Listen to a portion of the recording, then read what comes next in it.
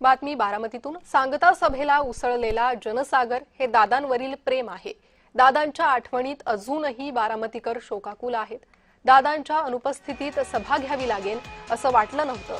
अजितदादा जनहितासाठी अविरत झटले असं सुनेत्रा पवार म्हणाल्या। बारामतीतील सांगता सभेत त्यांनी हे वक्तव्य केले। या सांगता सभेला उसळलेला जनसागर म्हणजेच आदरणीय अजितदादांविषयी असलेला आपला सन्मान, आदर आणि प्रेमच म्हणायला हरकत नाही। या मंचावर उभं राहताना खरोखरच आणि ही चित्रफित पाहिल्यानंतर माझ्या अंतःकरणामध्ये भावनांचा कल्लोळ माजलाय। अतिशय जड अंतःकरण होतोय। आदरणीय दादांच्या शिवाय आपल्याला ही सभा घ्यावी लागत आहे हे मन मानायलाच तयार नाही।